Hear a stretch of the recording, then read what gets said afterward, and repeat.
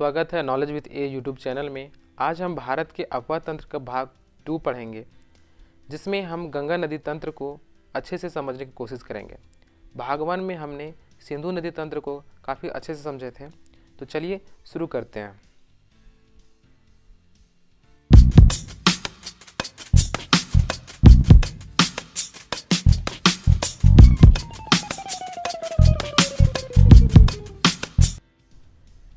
गंगा नदी उत्तराखंड के उत्तरकाशी जिले में गौमुख के निकट गंगोत्री हिमनद से भागीरथी के रूप में निकलकर देवप्रयाग में अलकनंदा नदी एवं भागीरथी के संगम के बाद संयुक्त धारा जो है सो गंगा नदी के नाम से जानी जाती है।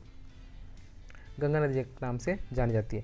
फरक्का बराज पश्चिम बंगाल में गंगा नदी 2 धाराओं में बढ़ जाती है। एक धारा जो है सो हुगली नदी के रूप में अलग होती है, जबकि मुख्य धारा जो है सो भागीरथी के रूप में आगे बढ़ती है और बांग्लादेश में प्रवेश करती है, जहां इसे पद्मा के नाम से जाना जाता है। जैसे कि आप यहां देख रहे होंगे कि ये जो धारा है, ठीक है, ये मुख्य धारा है जो भागीरथी के नाम से बांग्लादेश में प्रवेश कर रही है, जहां पे इसे क्या बोल रहे हैं, जहां पे इस नदी को पद्मा बोला जा रहा है। ठीक है, क्या हो जा रहा है, इसका नाम चेंजिंग होकर के पद्मा हो जा रहा है। ठीक, और ये जो है नदी, ये नदी जो है सो ये नदी जो आपका हुगली नदी है। ठीक ना। चलिए, तो यदि इसके टोटल लंबाई की यदि बात करें तो इसकी टोटल लंबाई है 2525 किलोमीटर, मतलब 2525 किलोमीटर। और इंडिया में कितना बनता है, तो इंडिया में इसका लेंथ जो है से है 2071 किलोमीटर। कितना है, 2071 किलोमीटर। चलिए, तो आई होप ये चीज़ आपको क्लियर हो गया होगा। तो आगे देखते हैं, इसको पहले इरेज कर लेते हैं, आगे देखते हैं। उत्तराखंड में, जैसे कि आप यहाँ देख रहे होंगे, उत्तराखंड में भागीरथी जो है सो और अलकनंदा एक दूसरे को कहाँ मिलते हैं, तो देवप्रयाग में मिलते हैं। और इनकी जो संयुक्त धारा जो है सो क्या कहते हैं, गंगा नदी के नाम से जाना जाता है। ठीक है, मतलब भागीरथी नदी और अलकनंदा नदी एक दूसरे को कहाँ मिलते हैं, तो देवप्रयाग में। और इनकी जो संयुक्त धारा जो है सो गंगा नदी के नाम से जानी जाती है। ठीक है, और यहाँ पे मंदाकिनी नदी जो है सो अलकनंदा नदी को कहाँ मिलता है, तो रुद्रप्रयाग में मिलता है।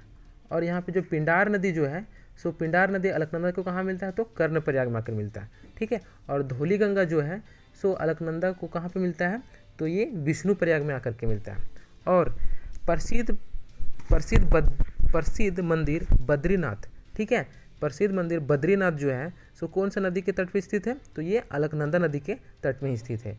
और एक और मंदिर जो है केदारनाथ, ठीक है, उत्तराखंड में एक और मंदिर है केदारनाथ, वो कौन सा नदी के तट पर स्थित है, तो वह जो मंदिर है सो केदारनाथ जो है सो मंदाकिनी नदी के तट पर स्थित है। तो आई होप ये चीज़ काफ़ी अच्छे से क्लियर हो गया होगा। ठीक है, तो आगे चलते हैं। तो आगे देखते हैं। सबसे पहले यहाँ जानेंगे कि गंगा की जितनी भी सहायक नदियाँ हैं उसके बारे में डिस्कस करेंगे।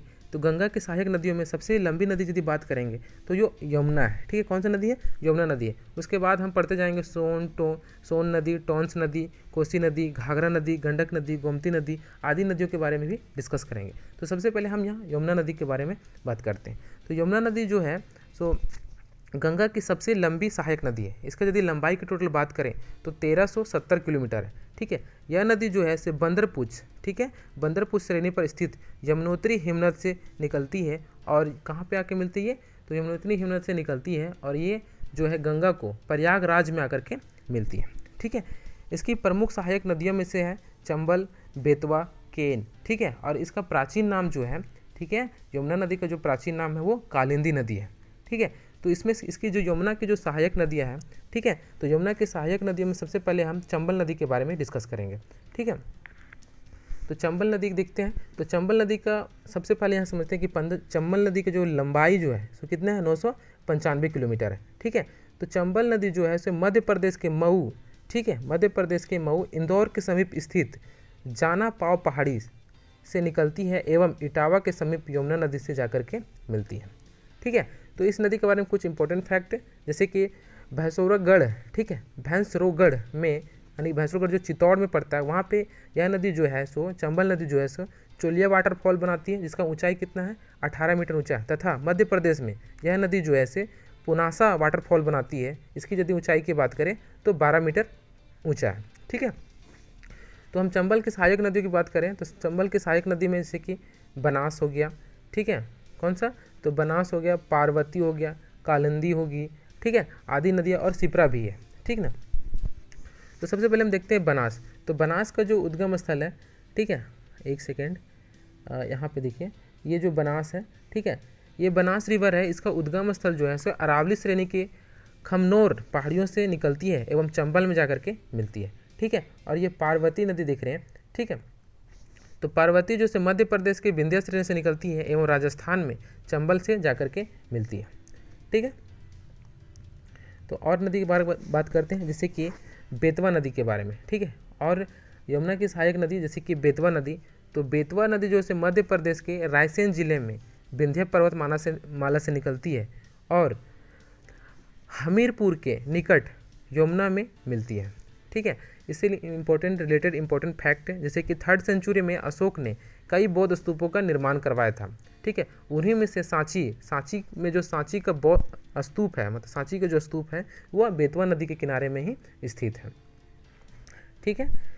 तो आगे देखते हैं, इसकी जो टोटल लंबाई की बात करें तो इसकी टोटल लंबाई 480 किलोमीटर है, ठीक है ना, किसका, तो बेतवा नदी का। तो इसी में आता है सबसे तीसरी सहायक नदी केन, ठीक है। तो केन नदी की बात करें तो केन नदी मध्य प्रदेश के सतना जिले में कैमूर की पहाड़ियों से निकलती है एवं बांदा में के निकट यमुना से मिल जाती है, ठीक है। तो चलिए आगे देखते हैं, और भी जैसे कि चंबल की सहायक नदियों में जो कि वहाँ पे डिस्कस नहीं हो पाया था, तो वहाँ पे देखते हैं कि यहाँ पे देखते हैं काली सिंध जो है और सिप्रा नदी, इसके बारे में देखते हैं। तो सिप्रा नदी यह इंदौर के निकट काकरी पहाड़ी से निकलती है एवं चंबल में मिलती है। उज्जैन में सिप्रा के तट पर महाकाल का मंदिर है एवं 12वें वर्ष मतलब 12 वर्षों में कुंभ मेले का आयोजन किया जाता है, ठीक है। और काली सिंधी के देखते हैं, काली सिंध नदी जो है से मध्य प्रदेश के देवास जिले के बागली गांव में विंध्या पहाड़ से निकलती है एवं चंबल नदी में जाकर के मिलती है। तो चलते हैं, अब हम देखते हैं यहाँ से सोन नदी के बारे में, ठीक है। तो सोन नदी का जो है सोन नदी अमरकंटक से निकलकर, ठीक है, अमरकंटक की पहाड़ी से निकलकर, अमरकंटक कहाँ पड़ता है, तो मध्य प्रदेश में, ठीक है। तो अमरकंटक के पहाड़ी से निकल करके, ठीक है, यह पटना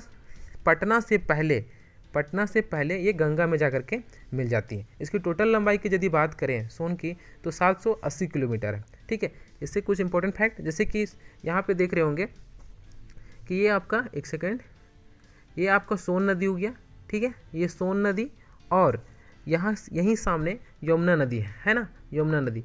तो इस नदी मतलब सोन नदी और यमुना नदी के बीच जल विभाजन के कार्य कौन करती है, तो यहाँ पे पहाड़ है, पहाड़ी वाला क्षेत्र है, यहाँ पे देख रहे हो, यहाँ पे जैसे कि आप देख रहे हैं यहाँ पे पहाड़ी वाला क्षेत्र है जिसको कैमूर की पहाड़ियाँ बोलते हैं। तो यहाँ से समझ सकते हैं कि सोन नदी तथा यमुना नदी के बीच जल विभाजन का कार्य कौन से पहाड़ी करती है, तो कैमूर की पहाड़ियाँ करती है, ठीक है। तो आई होप ये चीज़ भी क्लियर हो गया होगा। तो आगे हम देखते हैं दामोदर रिवर का, ठीक है, एक सेकेंड, दामोदर रिवर। तो दामोदर रिवर जो है छोटा नागपुर के पठार से निकल करके, ठीक है, पश्चिम बंगाल में हुगली नदी में जाकर के मिलती है, ठीक है। दामोदर से रिलेटेड फैक्ट, जैसे कि दामोदर नदी को बंगाल का शोक कहते हैं, ठीक है, तथा प्रदूषण के कारण इस नदी को जैविक मरुस्थल भी कहा जाता है। तो कभी आपसे क्वेश्चन पूछे कि जैविक मरुस्थल नदी किसे कहते हैं, तो दामोदर कहते हैं, काफ़ी ज़्यादा इसमें पॉल्यूशन है, ठीक है। आगे देखते हैं कोसी रिवर, ठीक है।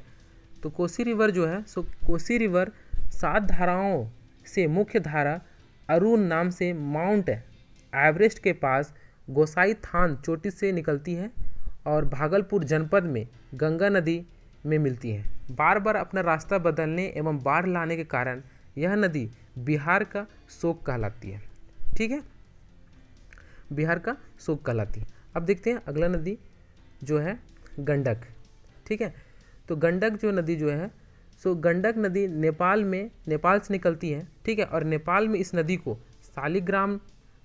सालिग्रामी नदी तथा इसे मैदानी क्षेत्र में ही नारायणी नदी के नाम से भी जाना जाता है। और यह नदी जो है भारत में पटना के निकट गंगा नदी में जाकर के मिलती है, ठीक है।